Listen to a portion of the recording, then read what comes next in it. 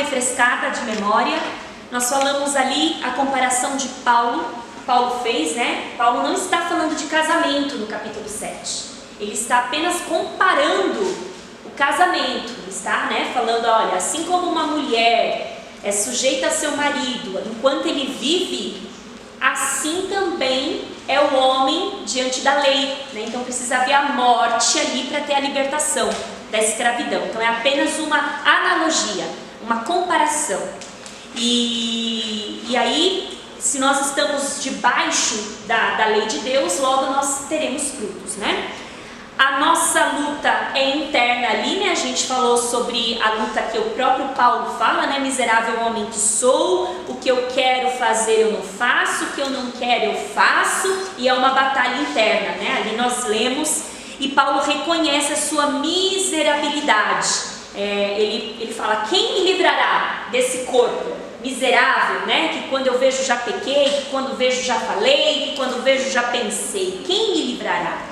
E aí ele fala que somente a presença de Jesus, a presença viva de Jesus é quem pode me livrar, é a resposta para todo o meu pecado. Jesus é a resposta para todo o meu pecado, para toda essa bagunça que existe dentro de mim. E Paulo teve essa experiência muito latente, ele tem autoridade para falar, porque ele viveu essa mudança quando ele cai literalmente do cavalo, né? Ele cai Saulo e levanta Paulo. Então assim, ele tem propriedade para falar sobre isso, né? Refrescou? Então aí a gente entra no capítulo 8. Olha que interessante no capítulo 8, ele começa assim, ó. Portanto, agora, nenhuma condenação há para os que estão em Cristo Jesus, que não andam segundo a carne, mas segundo o Espírito. Porque a lei do Espírito de vida em Cristo Jesus me livrou da lei do pecado e da morte. Porquanto o que era impossível à lei, visto como estava enferma pela carne, Deus, enviando o seu Filho em semelhança da carne do pecado, pelo pecado condenou o pecado na carne, para que a justiça da lei se cumprisse em nós, que não andamos segundo a carne, mas segundo o Espírito. Porque os que são segundo a carne se inclinam para as coisas da carne, mas os que são segundo o Espírito, para as coisas do Espírito. Porque a inclinação da carne é morte, mas a inclinação do Espírito é vida e paz. Porquanto a inclinação da carne é inimizade contra Deus, pois não é sujeita à lei de Deus, nem em verdade o pode ser. Portanto, os que estão na carne não podem agradar a Deus. Vós, porém, não estáis na carne, mas no Espírito, se é que o Espírito de Deus habita em vós. Mas, se alguém não tem o Espírito de Cristo, esse tal não é dele. A gente vai ler até aí, vamos em doses homeopáticas, né? Devagarzinho, igual conta-gotas, para a gente poder entender, porque são 39 versículos. Então, mantenha a Bíblia aberta, que hoje a gente vai falar bastante. Vamos orar? Deus querido, Deus maravilhoso, obrigada, Senhor, por essa oportunidade. É um privilégio para nós, é uma honra para nós estarmos aqui aprendendo da sua palavra. É uma honra para nós, Senhor, estarmos aqui com os nossos ouvidos abertos para ouvirmos a sua palavra, Senhor, administrar essa palavra no nosso coração, Senhor, que seu Espírito Santo faça, em nome do Pai, do Filho e do Espírito Santo. Amém. Olha que interessante, quando você olha no versículo 25 do capítulo 7, para a gente entender como que a gente fala o portanto, né? O portanto aí é uma continuação. Então, no versículo 25 do capítulo 7, ele fala assim: dou graças a Deus por Jesus Cristo nosso Senhor, assim que eu mesmo, com o entendimento, sirvo a lei de Deus, mas com a carne, a lei do pecado. Aí aqui ele está falando da luta dele. A luta dele, miserável homem que sou. Aí ele fala, portanto, agora, nenhuma condenação há para os que estão em Cristo Jesus. É uma continuidade. Então ele está falando aqui, apesar de eu ser tão miserável, apesar de eu ter essa luta constante dentro de mim, nenhuma condenação há para mim. E aí aqui não é para todos. quando ele fala nenhuma condenação há, não é para todos, é para os que estão em Cristo Jesus. Então, muitas vezes as pessoas usam o versículo para acalmar um pouco a sua culpa de pecado. Elas não vivem uma vida temente a Deus, e aí elas pegam esse versículo e falam, não, mas nenhuma condenação há para aqueles que estão em Cristo Jesus, para aqueles que estão em Cristo Jesus. Então não é algo para todos, não é universal, é somente para aqueles que estão em Cristo Jesus. E aí Paulo fala, agora, portanto, agora, ele está falando, não é só naquele tempo, no agora dele, é o agora daqui também. Então ele fala, agora, aqui, na minha realidade, nenhuma condenação há para aqueles que estão em Cristo Jesus, que não andam segundo a carne, mas segundo o Espírito. Ele está falando aqui de uma nova vida com Deus, uma nova vida transformada. Ele deixa claro que a vitória verdadeira dele só vem de Jesus, ele só consegue através de Jesus, ele deixa isso muito claro. Aí ele fala que não tem condenação. O que é a ausência de condenação? Quando alguém diz assim, você está condenado, você está fadado à condenação, você é culpado. Aqui ele fala, nenhuma condenação há, ou seja, aqueles que estão em Cristo Jesus estão 100% justificados, não tem uma acusaçãozinha que vá condená-lo. Embora Satanás aponte o dedo para pessoas regeneradas, pessoas que já estão em Cristo Jesus, e tente voltar ao passado na mente dessas pessoas, toda vez que isso acontece e que Satanás lança em rosto o que foi feito no passado, o Senhor Jesus se levanta do trono e fala, não, eu já paguei. Eu já paguei por esse pecado, pelo pecado de ontem, pelo pecado de antes de ontem, eu já paguei. Não há condenação. É isso que Jesus está falando. Não há condenação. Paulo estava tentando explicar essa maravilha que a mente humana não vai entender. Pecou, pecou, errou, errou, adulterou, adulterou, mas o Senhor fala, se houve arrependimento, nenhuma condenação há. Não há quem aponte o dedo, não há quem acuse. Não é bonito isso? Mas somente para aqueles que estão em Cristo Jesus. Então a ausência de condenação significa 100% justificado diante de Deus. Ou seja, quando Deus olha para você, Ele não vê você, Ele vê Jesus em você, porque você já está justo, santificado, reto diante de Deus. Se o Senhor Jesus não estivesse fazendo essa interferência, os olhos de Deus, que são como chamas de fogo, já teriam nos exterminado. Mas o Senhor Jesus está fazendo essa intervenção, essa ponte, esse filtro. Amém? Então, aquele que crê genuinamente no Senhor, ele pode se apossar desse versículo.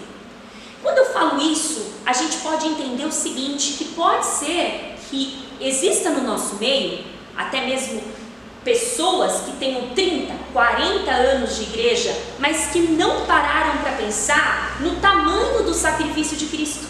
Não pararam ainda para pensar se eles creem ou não creem que Cristo realmente ressuscitou. A gente ouve falar disso, mas você já parou para pensar se o seu coração realmente crê? Porque veja bem, a ressurreição de Cristo ela é discutida por muita gente. Muitas pessoas querem dizer que Cristo não ressuscitou, que o corpo foi roubado. E como o pastor Vanderlei sempre ressalta aqui, que a gente precisa sim, que as pessoas que olham de lá para cá, tenham a gente como loucos. Porque nós estamos aqui adorando quem nós não vemos, orando para quem nós não vemos.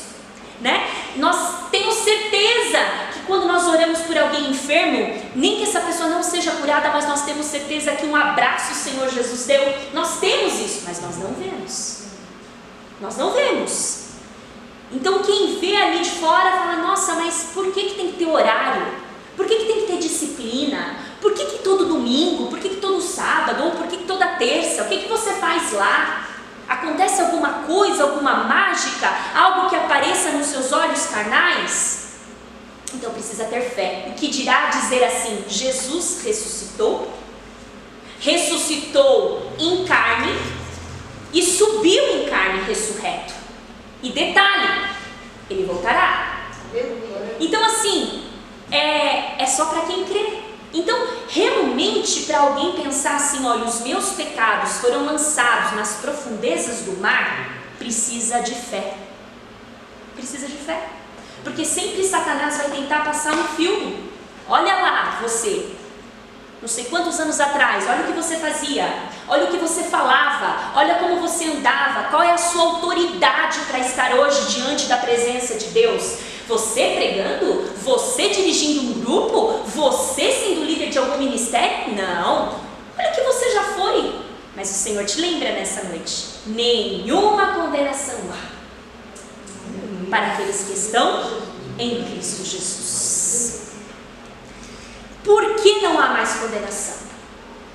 Porque Jesus, ele veio em carne como nós, porém sem pecado. Veja bem, preste bastante atenção. E Deus o condenou.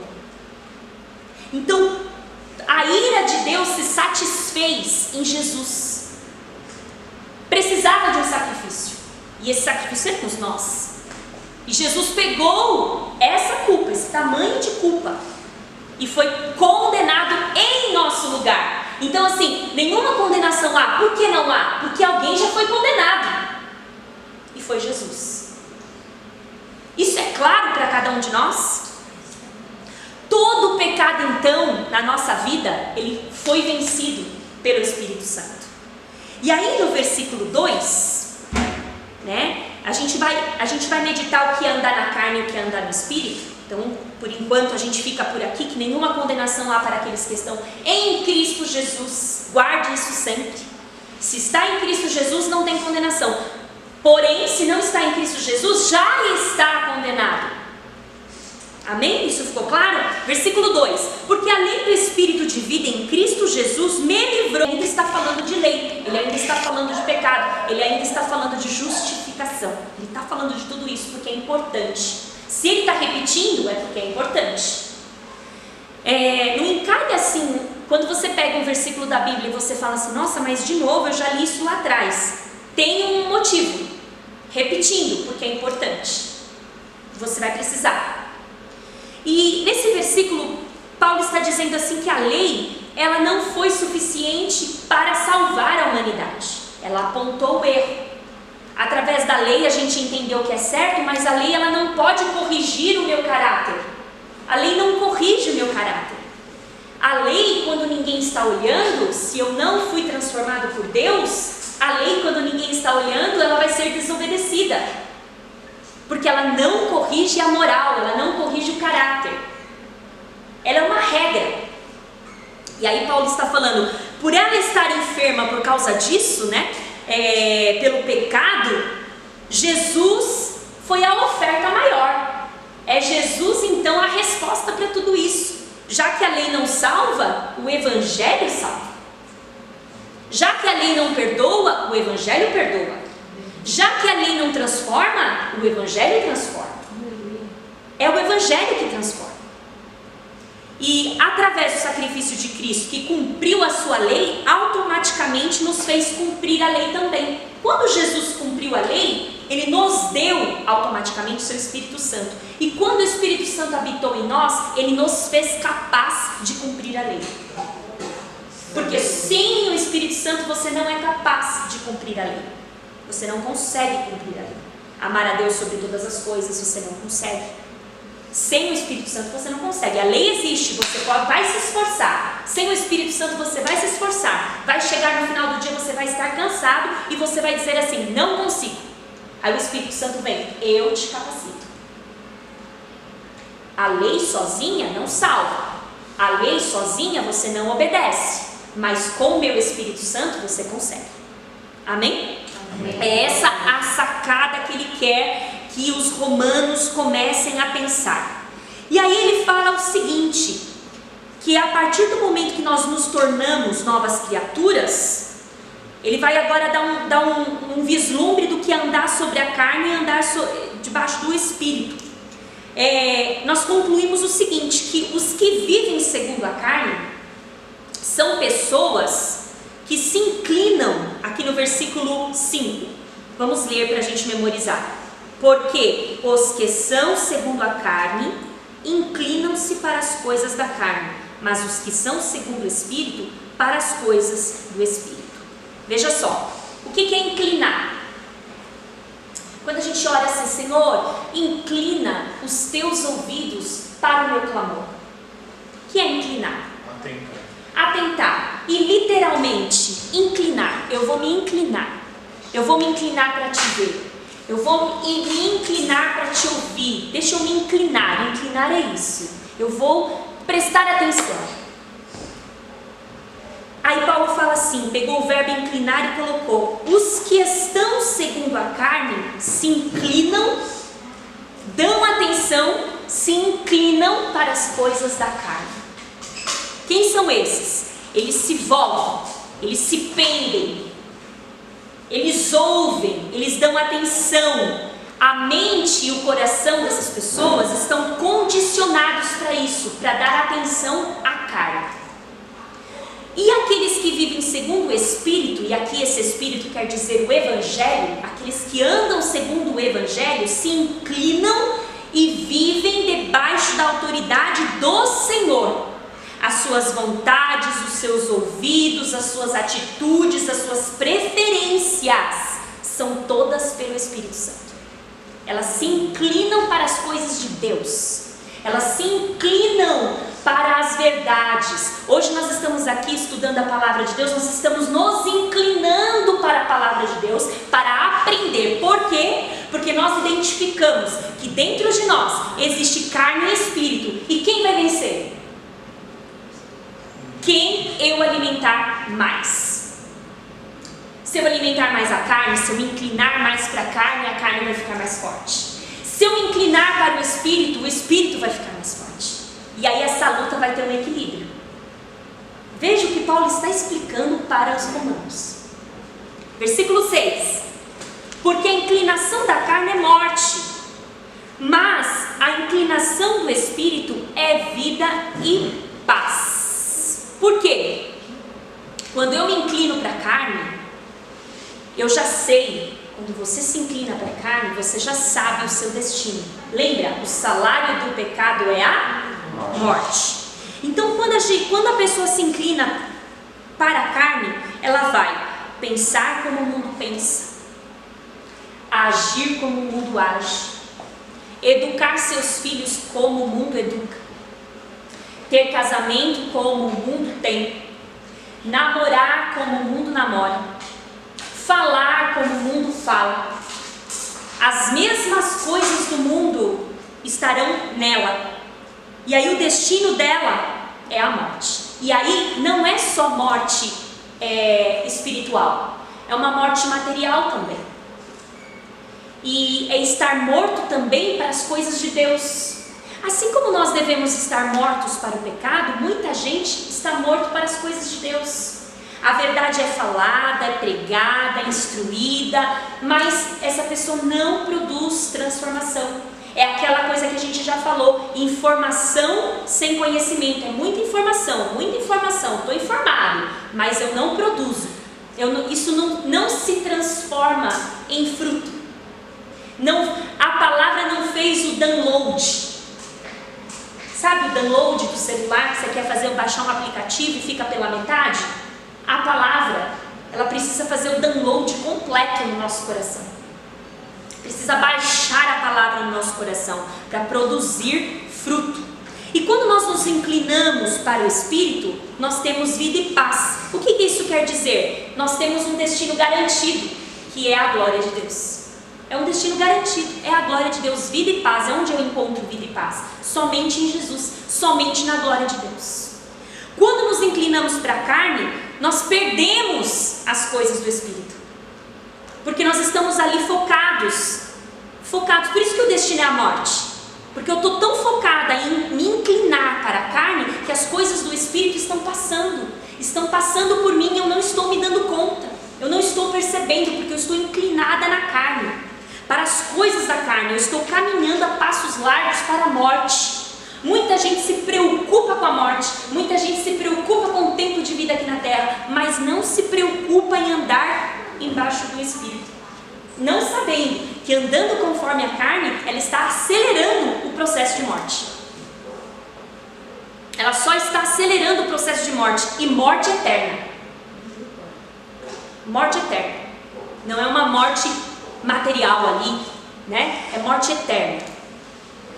E um homem sem uma vida espiritual saudável, ele está fadado ao fracasso mesmo, ao fracasso, condenado ao fracasso. Ele precisa ter uma vida espiritual saudável. E como que eu tenho uma vida espiritual saudável?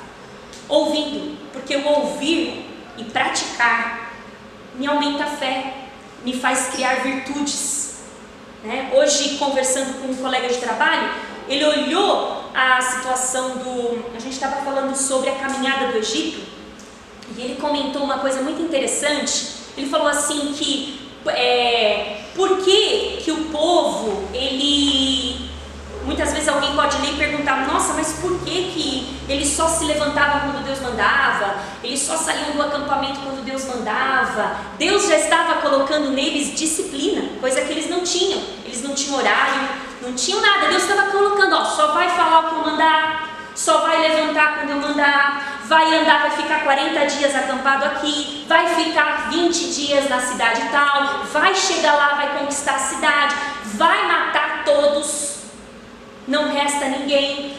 Trouxe despojos? Desfaz dos despojos. Quem desobedeceu, Moisés vai lá e mata quem desobedeceu.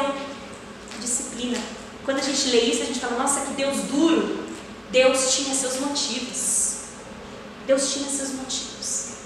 E aí a gente vai ver, nessa caminhada do deserto, que eles começaram a andar em círculos, enquanto eles não aprenderam. Sabe quando você está perdido num labirinto e você fala assim, passei por aqui, acho que passei por aqui. Ou quando você está perdido em São Paulo, você fala assim, eu acho que eu vi essa rua. E você perde ali 1 hora, 2 horas. Uma vez a gente fez isso, meu avô estava no carro, né, mãe? A gente ficou numa rotatória e meu avô, ele não estava entendendo muito bem o que estava acontecendo, e simplesmente a gente estava fazendo a 3ª vez a rotatória. Aí meu avô, ele falou assim pra gente, bom, mas se é pra ficar andando ao redor da rotatória, é melhor ficar em casa. Aí até ele saber que a gente estava perdido, né? E ele estava achando que era um passeio. Ele falou assim, não tem graça andar ao redor da rotatória. Vô, a gente está perdido. Aí ele falou, porque se for para andar ao redor da rotatória, eu fico em casa. Ele falou pra gente, né? E o povo de Israel estava andando ao redor da rotatória, entendeu? Toda hora olhando ali, eu vi esse sinal, eu vi essa placa. Enquanto não aprender, não sai da rotatória. Enquanto não aprender, não sai da rotatória. Já pensou? Já decorei o caminho, Senhor. Já decorei os buracos. Já decorei. Aprendeu? Não aprendeu? Continua. Continua até aprender. Que não sejamos como o povo do Egito, né? Que não sejamos como ele. Versículo 7. Porquanto, ele ainda falando da inclinação, a inclinação da carne é inimizade contra Deus, pois não é sujeita à lei de Deus, nem em verdade o pode ser. Ou seja, aqueles que andam segundo a carne se comportam como verdadeiros filhos de Adão, certo? Não foram transformados, ainda estão na velha natureza, não foram transformados e não querem ser transformados. Tem pessoas que dizem, não, do jeito que eu estou vivendo está bom e eu vou continuar assim. E quando essa pessoa faz isso, quando essas pessoas fazem isso, tem essa mente carnal, esse comportamento de dura cerviz, ele se torna então, sem ele querer, sem ele perceber, ele se torna inimigo de Deus. Já pensou? Ser inimigo de Deus é uma coisa que ninguém deseja. E aí essa pessoa sendo inimigo de Deus, ela diz, se Deus é por nós, quem será contra a inimiga de Deus? Ela naturalmente, ela já é reprovável. Ela já é reprovada por Deus. Então, os pensamentos são ambiciosos, as pessoas são astutas, sabe, pessoas que querem levar vantagem em tudo, em negócios, em tudo, essas pessoas querem sair ganhando em tudo. Essas pessoas estão inclinadas na carne, infelizmente. Pessoas que veem os bens materiais como tudo, inclinação para a carne. Pessoas que não perdoam, inclinação para a carne. Por quê, irmãos? O que nós vamos ganhar se não perdoar? Nada. Mas o que nós vamos ganhar se perdoar? Tudo. Nós vamos crescer em virtude, nós vamos crescer como pessoas, nós vamos crescer como ser humano, como servo de Deus. Então nós só temos a ganhar com Deus. Só temos a ganhar tendo uma vida debaixo da presença de Deus, inclinada para as coisas de Deus. Mas tem pessoas que querem continuar andando inclinadas a serviço da carne. E essas pessoas, sem saber, elas começam a bater de frente com Deus, diretamente. Porque elas batem de frente com o Evangelho, elas não querem se submeter, elas não querem se colocar debaixo da vontade de Deus. Prevalece o que ela quer. Prevalece o que ela pensa, o jeito que ela enxerga, o jeito que ela entende. Ela não quer se abrir para a mudança. Vai, participa de cultos, participa de campanhas, mas ela não se abre. Ela não quer a transformação. Ela não quer ser mudada. Ela ignora o ensinamento de Deus. Ela não quer se submeter, ela se sente dona da verdade. Então ela, sem querer, ela bate de frente com Deus.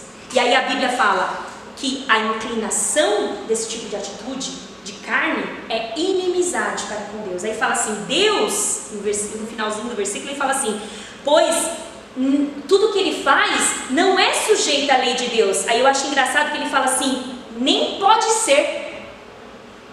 Deus não vai concordar com coisas erradas. Ele fala, nem pode, não vai ter. Então, bate de frente com Deus, vira inimigo de Deus, inimizade com Deus. Acredito que, se nós não queremos ter inimigos carnais, que dirá termos Deus como inimigo? Não, né, irmãos? Não, né? O Senhor nos chama de amigos, amigos de Deus, não inimigos de Deus. Versículo 8. Portanto, os que estão na carne não podem agradar a Deus. Isso dá uma polêmica muito grande, versículo 8. Por quê? Eu faço tudo certinho, né? Mas não tem mudança de pensamento. Não tem. Eu oro, Pai Nosso, eu faço as minhas orações, mas o Senhor está falando aqui que sem o auxílio do Espírito Santo, sem a mudança do Evangelho, o que é nascido da carne continua sendo carne. E aí o Senhor fala através de Paulo, e os que estão na carne, não é que não poderão, não é que não podiam, não podem agradar a Deus. Porque quem está na carne não tem fé, quem está na carne não se submete, quem está na carne não ouve, não dá ouvidos, não tem transformação de vida, não tem regeneração, não vive em novidade de vida, não vive. E aí o Senhor fala que não agrada a Deus quem está na carne, simples assim. Então, não é assim, 50% concordaram que sim, 40% concordaram que não. Escute, a Bíblia está falando, não agrada a Deus. 9. Vós, porém, ele falando com os romanos, não estáis na carne, mas no Espírito.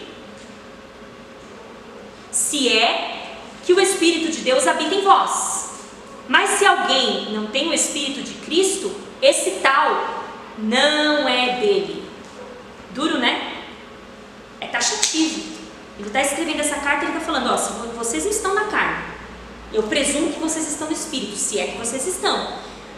Se é que vocês estão, ou seja, se é que vocês vão receber essa carta, e vocês vão ler essa carta, e vocês vão entender, e vocês vão dar ouvidos, vocês estão no Espírito. Então ele fala, se é que vocês estão. Espero que esteja, que o Espírito Santo habite em você, que o Espírito Santo ande com você, que Deus ande com você. Se o Espírito Santo habita em você, romanos, vocês serão pessoas regeneradas e em constante processo de santificação. O que significa? Você não vai ouvir uma repreensão que realmente necessita ser feita naquele momento como uma crítica. Você vai ter a maturidade de ouvir esse ensinamento e se olhar, se examinar. Examine-se, pois, o homem a si mesmo. Examine-se, pois, o homem a si mesmo, não só para tomar desse pão e desse cálice, mas a todo momento. Examine-se o homem a si mesmo se as motivações são boas. Examine-se o homem a si mesmo se as atitudes foram boas. Examine-se o homem a si mesmo se esse dia foi bom. Se foi um dia de relacionamento bom? Será que amanhã eu não tenho que pedir perdão para alguém? Será que eu desagradei alguém? Será que eu tive um dia saudável? Essa balança que a gente precisa sempre fazer, examine-se, pois. Só quem está no Espírito é que vai se preocupar com isso. Concorda? Quem não está no Espírito, pouco faz, tanto faz. Mas quem anda no Espírito, ele quer agradar a Deus, ele tem essa fome de agradar a Deus. Tem até irmãos que têm culpas em excesso. Sabe? Irmão, olha, eu não vou participar da Santa Ceia porque eu tive um sonho e esse sonho desagradou a Deus. Sabe? Pessoas que têm até culpas em excesso, precisam ser tratadas até. Mas pessoas que são inclinadas pelo Espírito, elas são preocupadas em agradar a Deus. Preocupadas em agradar a Deus em tudo, no relacionamento, como ele come, como ele adora, como ele louva. De forma que, quando essas pessoas que amam agradar a Deus se encontram com outra pessoa, com outras pessoas que amam agradar a Deus, as horas voam. Porque essas pessoas começam a trocar experiências, começam a contar bênçãos, começam a contar coisas de Deus. Como que você entendeu esse capítulo? Ah, eu entendi assim. E esse versículo, o que você acha? Assim, quando você vê 2, 3, 4, 5 horas, você sai edificado, porque você está falando de Deus. Você está se inclinando para as coisas de Deus. Sabe aquele culto que quando você vê, fala assim, mas já acabou? Sabe aquela palavra que você fala assim, mas já se passaram 40 minutos? Seu espírito estava se deleitando, se alimentando, e a sua carne estava sendo enfraquecida, sendo mortificada. Então aqueles que se inclinam para o Senhor, eles têm sede disso. Eles têm sede de viver em constante aprendizado, constante santificação. Sabe, olha, terminei de ler a Bíblia, vou começar de novo, porque vai ter uma revelação diferente agora, né? Vou ouvir essa pregação, porque ele vai debater esse tema, eu gosto desse tema, eu quero ouvir, você sente vontade. Agora, quem anda segundo a carne vai falar, pra quê? Perder tempo. Esse livro foi escrito há tantos anos, essas coisas já se perderam, as verdades já são outras. O que isso vai mudar na sua vida se você decorar esse capítulo? O que isso vai mudar? Mais aquele que anda no Espírito, quando ele decora um versículo, para ele é vitória, para ele é alegria, né? Tem pessoas até que decoram livros da Bíblia inteiros, conseguem recitar capítulo, por exemplo, capítulo 8 inteiro. Essa pessoa fala assim, hoje, essa semana ou esse mês, eu não saio do capítulo 8 enquanto eu não decorar versículo por versículo. E sai decorado. Por quê? Porque essa pessoa entendeu que a única maneira dela vencer a carne, nos momentos de tentação, ela citar o versículo. O que te sustenta hoje também são versículos memorizados, coisas que você memorizou, que te ajudam até em oração. Quando você está sem palavras para orar, você vai, lembra do Salmo, Senhor, Tu me sondas por trás, por diante, né? E você vai falando, Senhor, mil cairão ao meu lado, 10 à minha direita, mas eu não serei atingido, o Senhor é meu pastor, nada me faltará. São versículos memorizados, que te sustentam, que te guardam, que te deixam uma pessoa mais forte e enfraquecem a carne, cada vez mais.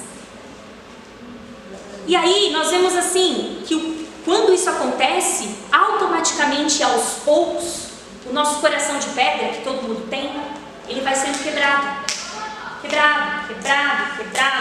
até virar um coração de carne. Nós temos um coração de pedra para cada situação. Às vezes o nosso coração de pedra não é em relação ao Evangelho. Nosso coração de pedra é em relação a alguém da família. Nosso coração de pedra é em relação a um perdão, a nossa ambição. Nosso coração de pedra não muda, é uma dura serviço, cabeça dura, literalmente, cabeça dura.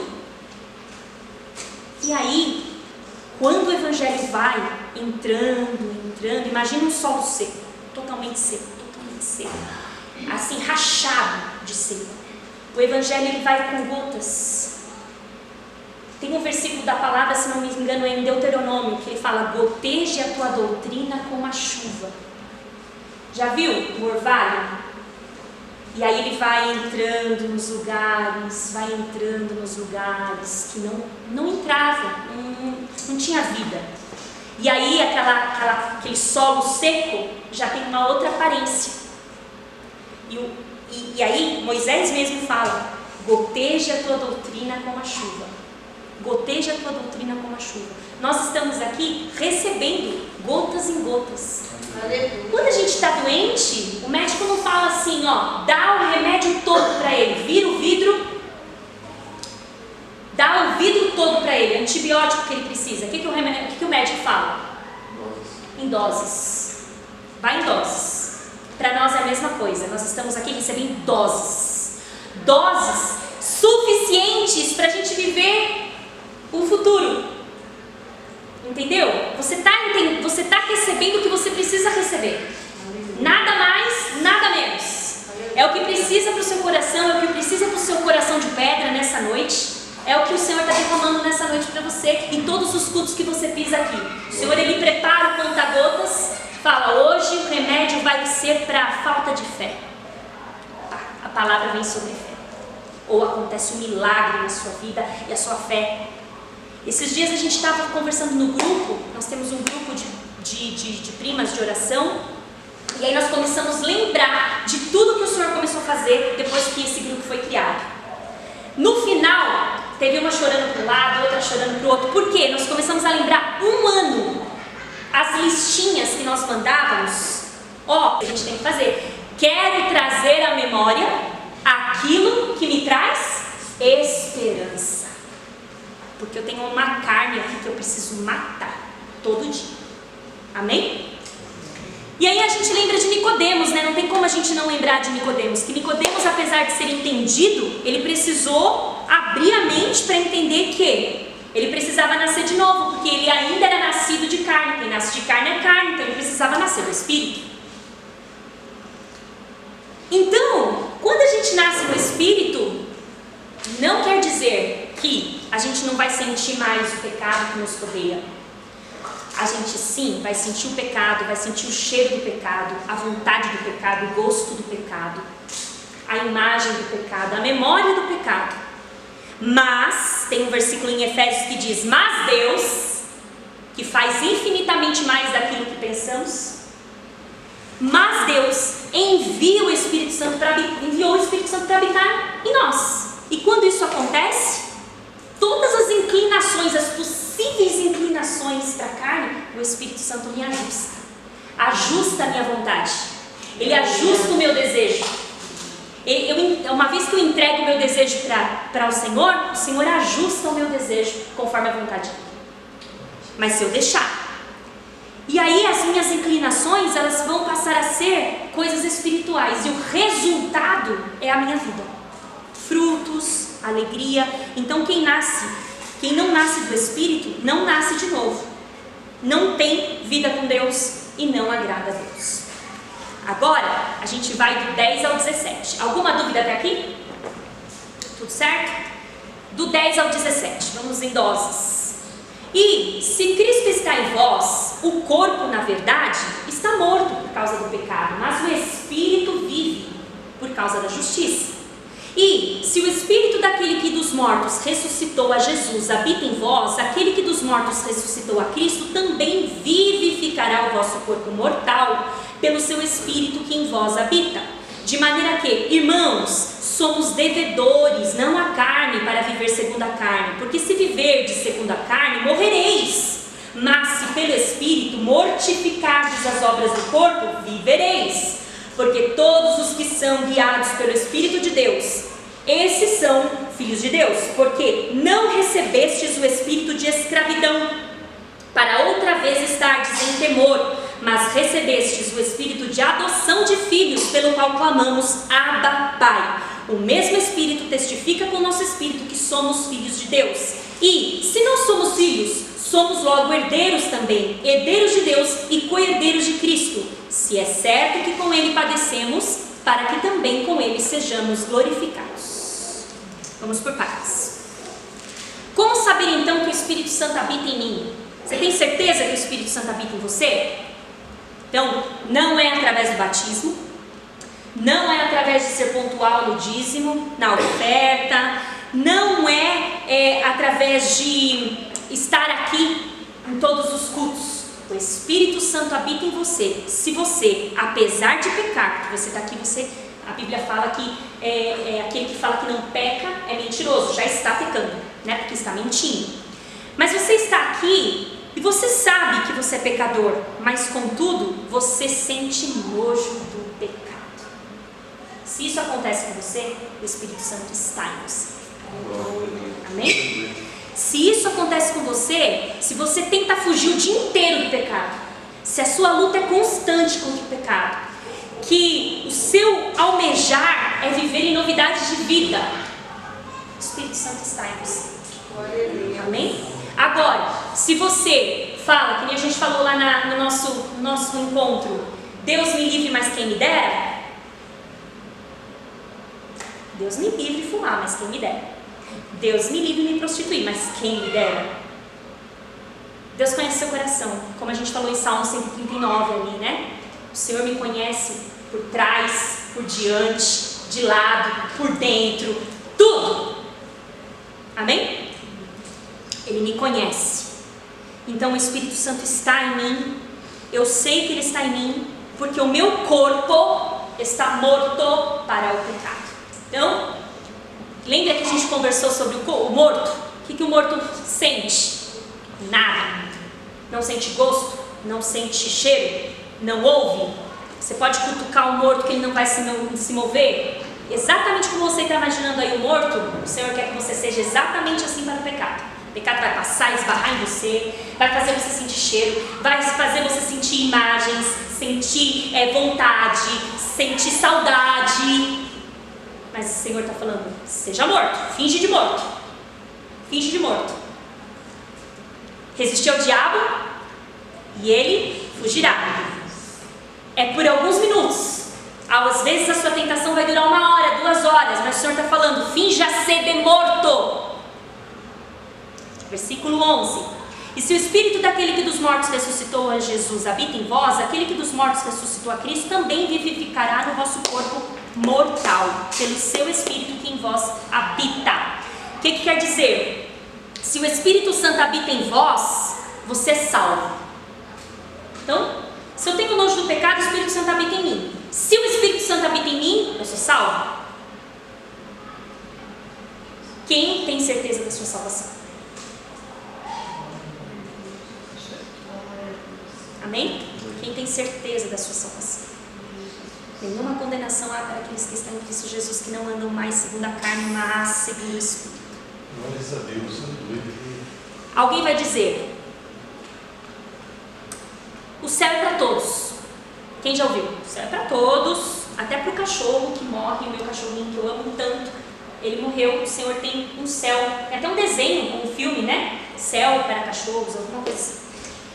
Mas não é.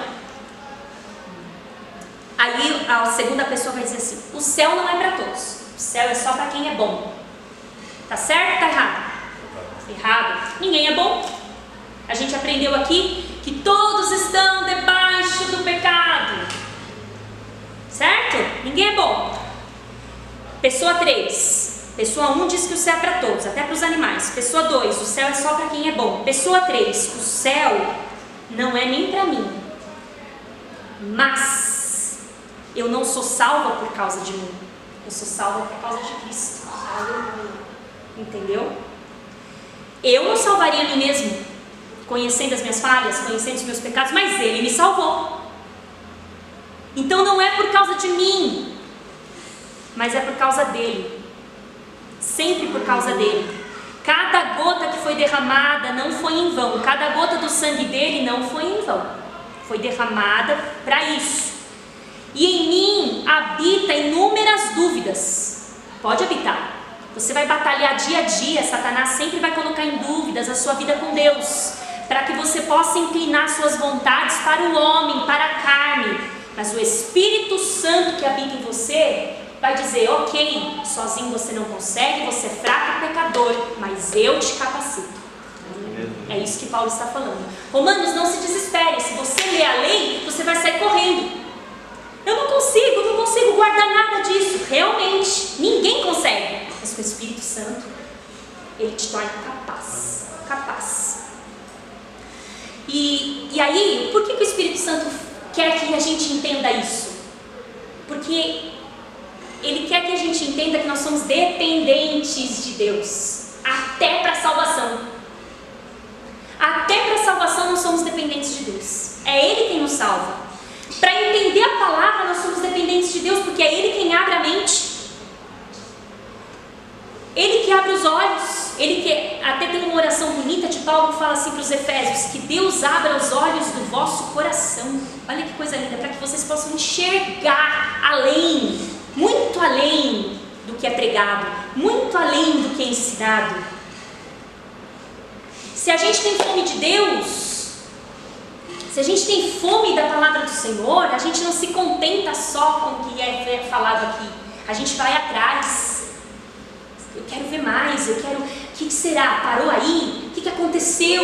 Eu quero entender. Não fica na superfície. Ele não fica na superfície. Os inclinados pelo Espírito não ficam na superfície. Ele quer mergulhar, ele quer ir no profundo, ele quer entender quem escreveu, como era essa pessoa que escreveu, o que ele pensava na ocasião, o que tinha na ocasião. Ele vai além.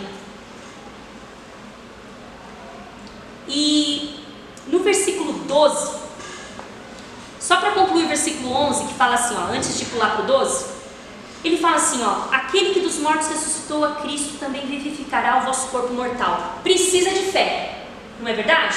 O que Paulo está falando aí, ó?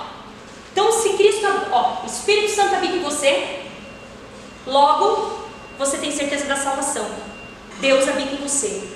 E aí, quando você morrer, o seu corpo mortal, esse mesmo Espírito que ressuscitou Jesus, esse Espírito também que habita em você vai te ressuscitar. E aí? Tem que ter fé para acreditar nisso aí. Olha só o que o Senhor está falando. Você tem fé que você vai ser ressuscitado no último dia? Glória a Deus. Porque se você contar isso lá fora, as pessoas...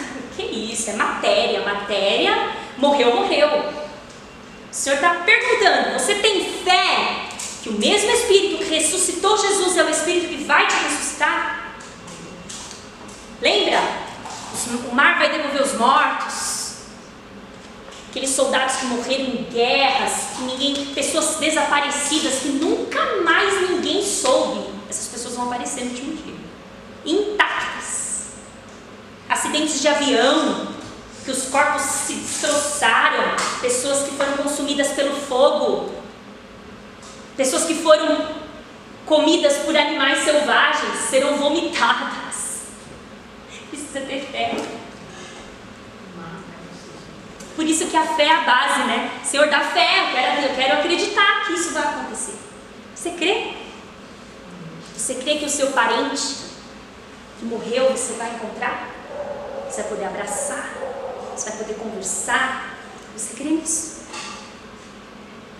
Porque a Bíblia fala que se você não crê nisso, a sua esperança é vã. Se a gente não crê na ressurreição de Jesus, a nossa esperança é vã. É vã a nossa fé. Amém? 12. De maneira que, irmãos, somos devedores, não a carne, para viver segundo a carne. Eu não devo obediência para a carne.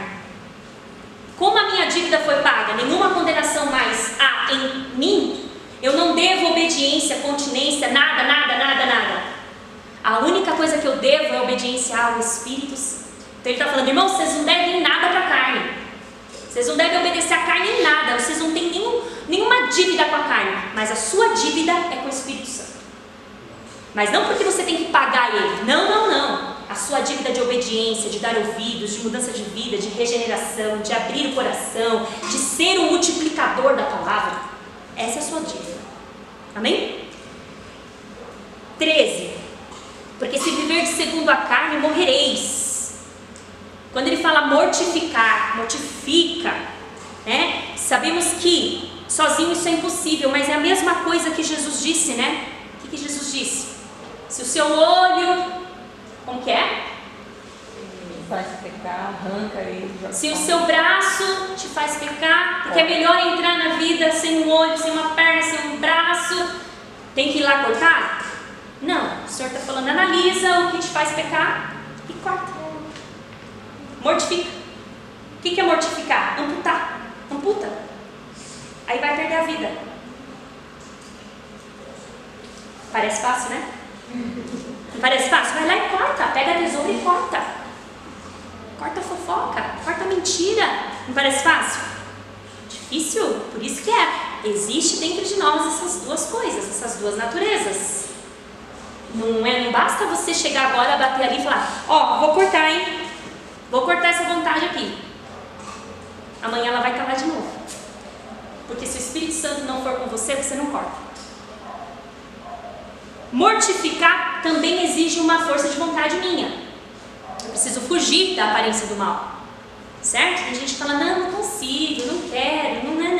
É muito difícil. Exige sim esforço. O Senhor faz a parte dele e eu faço a minha. Amém? Exige um pouco de força de vontade também. Não é tudo. O Espírito Santo faz a maior parte. 14. Porque todos os que são guiados pelo Espírito de Deus são filhos de Deus. O que o Senhor está falando aí? Você não está sozinho, eu sou seu pai. Você é meu filho. Se o Espírito Santo te guia, você é meu filho. Então você não está sozinho, eu vou te ajudar. Eu vou te ajudar a você vencer essas etapas, essas dificuldades. Vão ter dias mais difíceis. Vão ter dias em que você fala: quase, mas não foi. Quase cedi, mas não foi.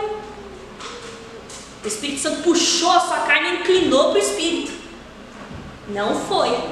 Quem que está mandando mais aí? É uma briga diária. Quem que está brigando mais aí pelo controle da sua vida, pelo volante? Versículo 15. Vamos lá. Porque não recebestes o espírito de escravidão para outra vez estardes em temor, mas recebestes o espírito de adoção de filhos, pelo qual clamamos: Abba, Pai. Se eu sou guiada pelo Espírito Santo, faço a vontade de Deus. O que é a vontade de Deus? Quando alguém fala assim para você: você está fazendo a vontade de Deus? O que é a vontade de Deus? Resumido. O que é a vontade de Deus? Quem pode ler? 1 Tessalonicenses, capítulo 4, versículo 3. Quem abrir primeiro, lê. 1 Tessalonicenses, capítulo 4 e o versículo 3. Essa é a vontade de Deus. Porque esta é a vontade de Deus, que é a vossa santificação, que vos abstineis das fornicações. Porque esta é a vontade de Deus, a vossa santificação, e que vos abstenhais da fornicação. Isso aí. Na verdade, resumo: qual é a vontade de Deus para a sua vida? Santificação. Essa é a vontade de Deus. Em todos os aspectos. Ali ele cita fornicação, mas em outros aspectos. Às vezes fornicação não é um problema para você. Prostituição não é um problema para você. Você nem passa perto, isso aí não te... Imagina, que isso? Seu problema é mentira. Seu problema é fofoca. Seu problema é outra coisa, discussão. Seu problema é perder o controle, a ira. Seu problema é a língua, que não para. Então, cada um tem o seu problema, digamos assim, né? A sua luta. E o nosso coração, ele somente vai se inclinar para o Espírito se Cristo assim fizer, né? O nosso coração não vai se inclinar sozinho. Tanto é que a gente morre de vontade que pessoas da nossa casa se inclinem para Deus, né? A gente morre de vontade, mas isso só vai acontecer quando Deus quiser que isso aconteça. Os olhos dele serão abertos, a inclinação acontecerá somente pela vontade de Deus. Amém? A carne nunca vai se inclinar para orar. A carne nunca vai se inclinar para jejuar. Não vai. A carne nunca vai se inclinar para vir num culto de terça-feira chuvoso. Eu pensei que não ia ter ninguém. Até falei para Alexandre, não vai ter ninguém. A carne nunca... Então, glória a Deus por isso. A carne nunca vai se inclinar para isso. Não vai. A carne nunca vai se inclinar para... Acho que eu vou sentar aqui, vou dar uma lidinha na Bíblia. Acho que eu vou namorar em santidade.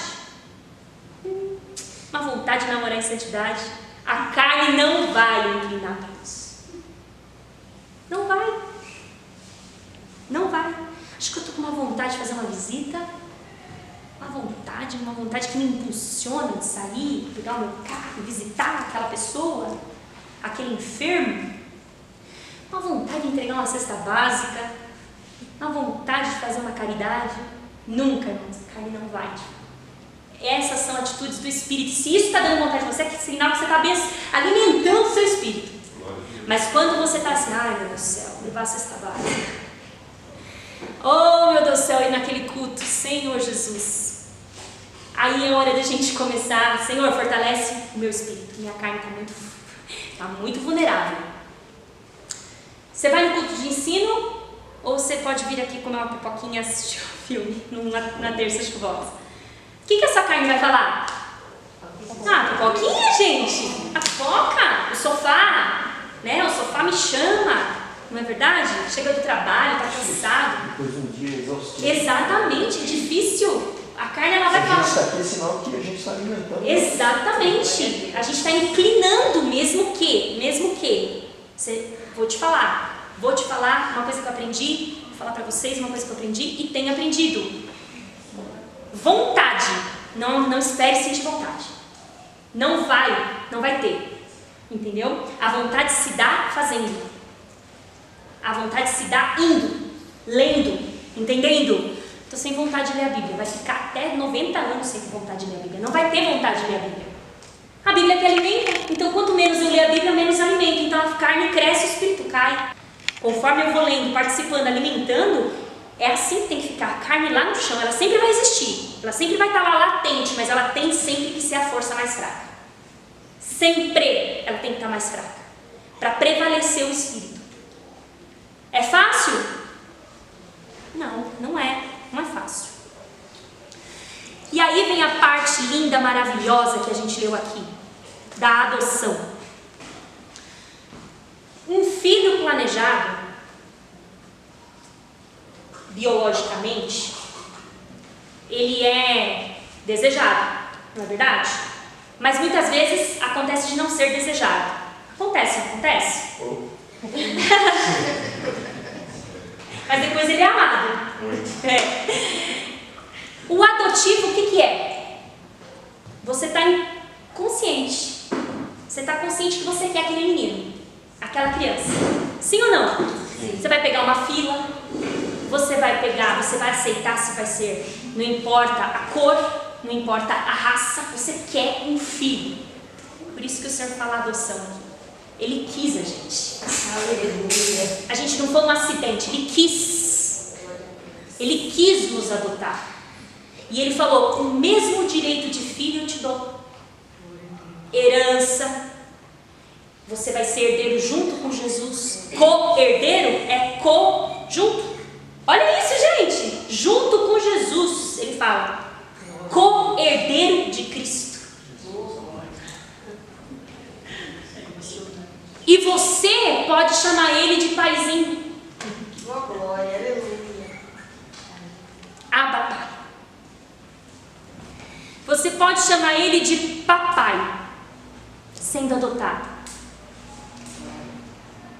E jogando por terra todo o seu sentimento de soberba. E jogando por terra todo o seu sentimento de inferioridade. Eu não sou ninguém. Eu não tenho valor nenhum. O Senhor te adotou. Ele escolheu te adotar. Sabe? Estava no cronograma dele te adotar. Não foi um acidente. Não foi planejado. Foi planejado, sim. Foi querido, muito querido. E ele confirma isso no versículo 16. Ele fala assim, depois que ele fala aqui, o que aconteceu aí com vocês quando eu falei que vocês foram adotados? Vocês não sentiram calor? O Espírito Santo, versículo 16, olha o que está falando aí, versículo 16. O mesmo Espírito testifica com o nosso Espírito que somos filhos de Deus. Vocês não se sentiram filhos? Cumpriu a palavra de Deus aqui agora. Por quê? Está falando aqui que o Espírito Santo fala com o nosso Espírito, você é filho. E aí a gente sente isso. Senhor, muito obrigada. Muito obrigada. Pode ver, o Espírito que está falando aí está com letra maiúscula. Ele fala, o Espírito testifica com o meu Espírito, o meu eu, meu interior, e fala assim, você é filho. Versículo 17. Se somos filhos, somos herdeiros, co-herdeiros, ou seja, nós vamos receber todos os benefícios. Somos seguidores de Cristo, até do sofrimento dele. Então, sofremos aqui no mundo, mas o Senhor está falando assim, aqui Paulo está falando, se você sofre com Cristo, também você vai ser co-participante da glória de Cristo. Aleluia. Versículo 18 ao 27. Vou ler bem rapidinho, tá?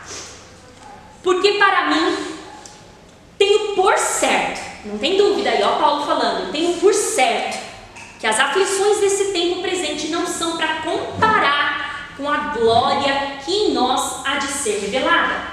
Porque a ardente expectação da criatura espera a manifestação dos filhos de Deus, porque a criação ficou sujeita à vaidade, não por vontade, mas por causa do que a sujeitou, na esperança de que também a mesma criatura será libertada da servidão da corrupção para a liberdade da glória dos filhos de Deus. Porque sabemos que toda a criação geme e está juntamente com dores de parto, até agora, e não só ela, mas nós mesmos que temos as primícias do Espírito, também gememos em nós mesmos, esperando a adoção, a saber, a redenção do nosso corpo, porque em esperança somos salvos. Ora, a esperança que se vê não é esperança, porque o que alguém vê, como esperará?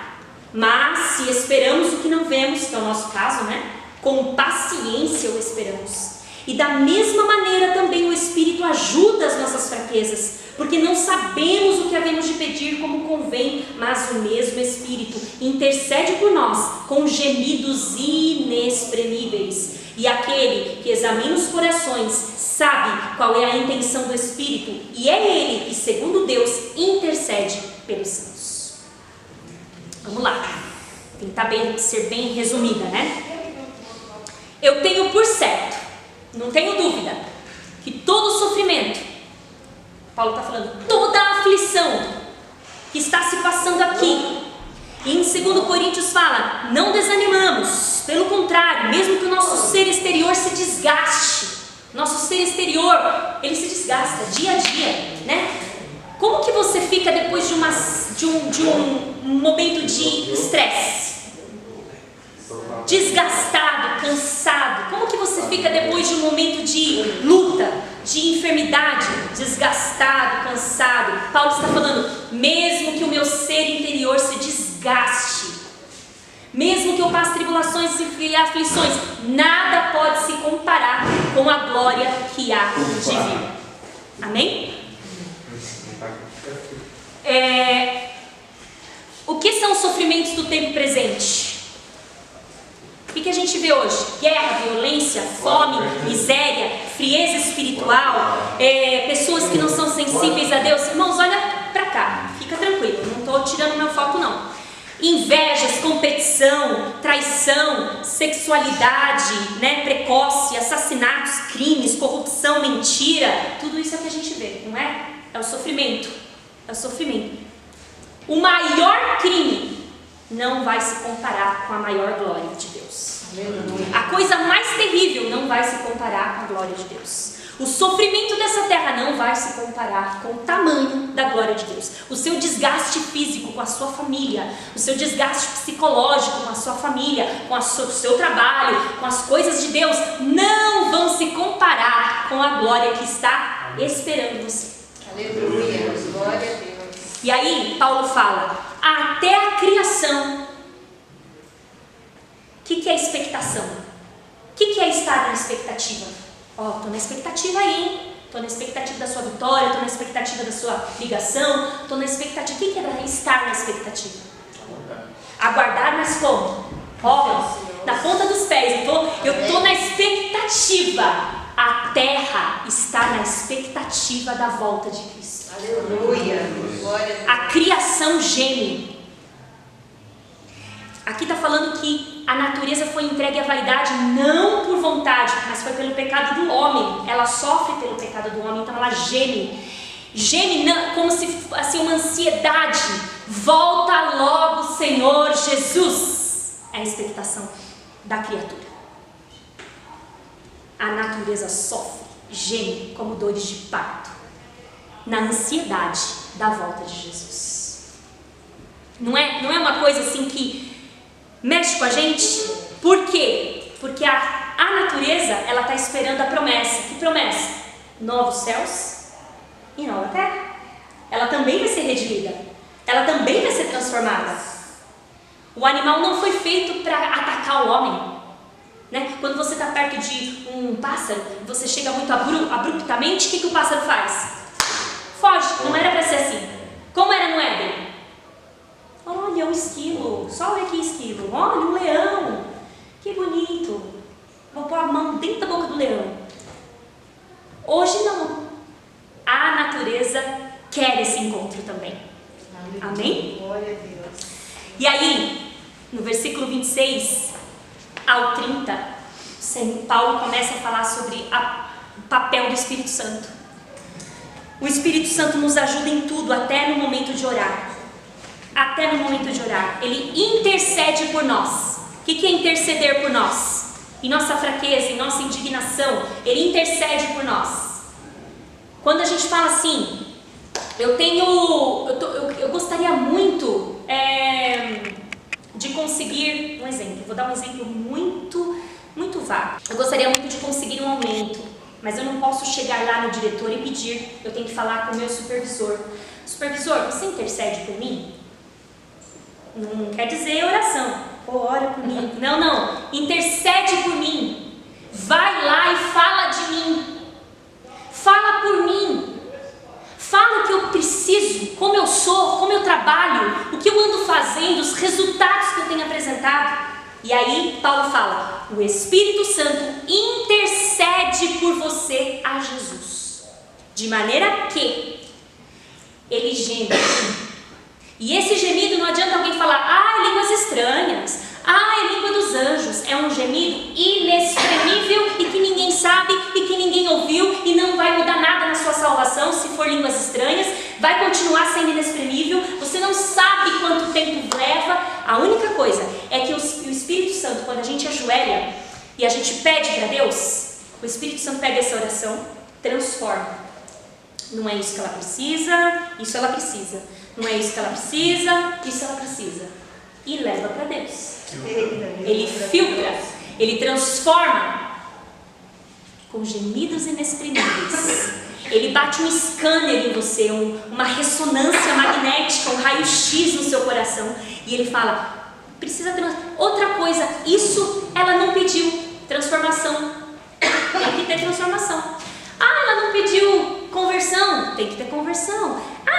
Ela está pedindo isso aqui, mas ela fala mal do... Ainda tem que transformar. O Espírito Santo vai transformando, leva para o Pai. Pergunta, toda oração do Espírito Santo tem resposta? Sim ou não? Sim. Toda tem resposta. Sabe qual é essa resposta? Sim. Não. Sim. É sim. Por quê? Por acaso o Espírito de Deus vai pedir alguma coisa contra a vontade de Deus? Não. Eu peço. Então a minha resposta às vezes é não. Mas como Ele transformou a minha oração, essa oração se adequou à vontade de Deus. Então sempre vai ser sim para o Espírito Santo. Sempre vai ser sim. Senhor, ela precisa de paz. Manda paz. Senhor, ela precisa ser transformada em paciência. Coloca situações então para ela ter paciência. Né? A gente fala, Senhor, me dá paciência. Aí começa. Oh meu Deus do céu, o que está acontecendo aqui? Né? Senhor, me dá força. Aí o Senhor vai dar situações para você pôr a sua força em prática.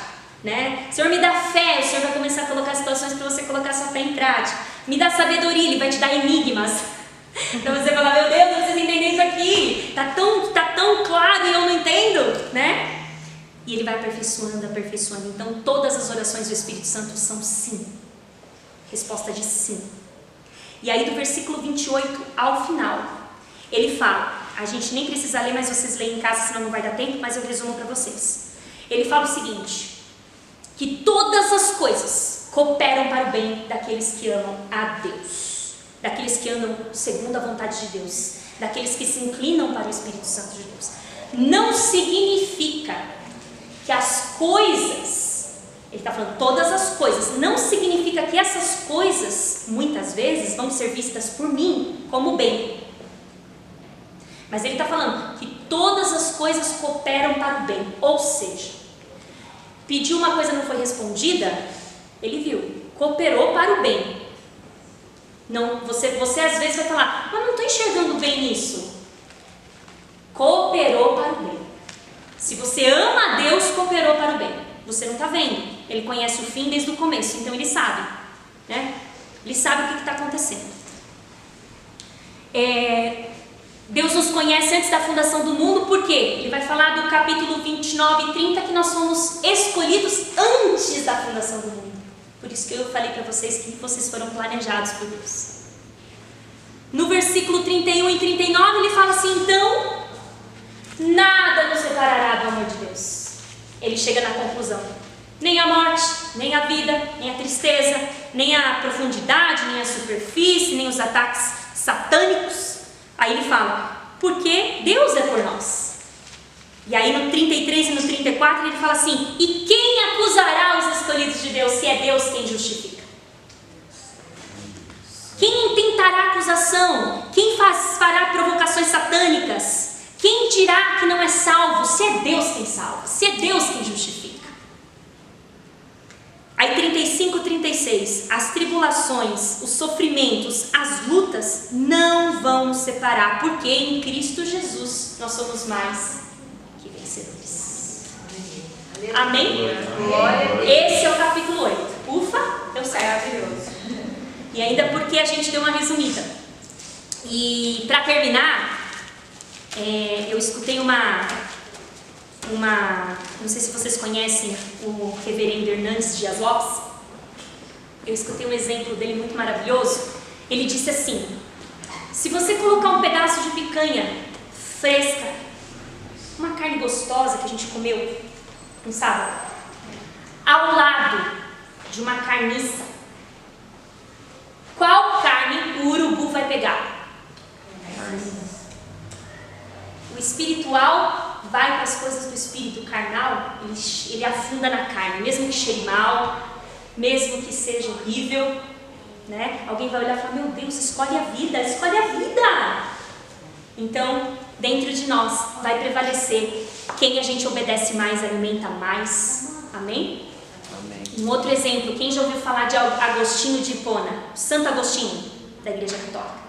Quando ele se converteu, antes de se converter, ele tinha uma vida dissoluta, fornicação, prostituição, ele tinha várias prostitutas, ele se deitou com várias prostitutas. E depois que ele se converteu, ele estava andando na rua.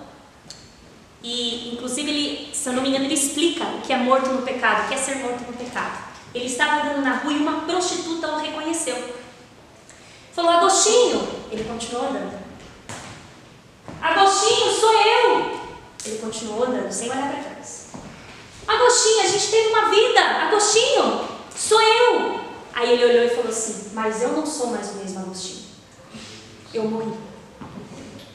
Eu morri para você. Amém? Amém. Essa é a atitude que a gente tem que ter para a carne. Deus abençoe vocês. Qualquer dúvida e eu puder resolver, né? Deus abençoe, irmãos.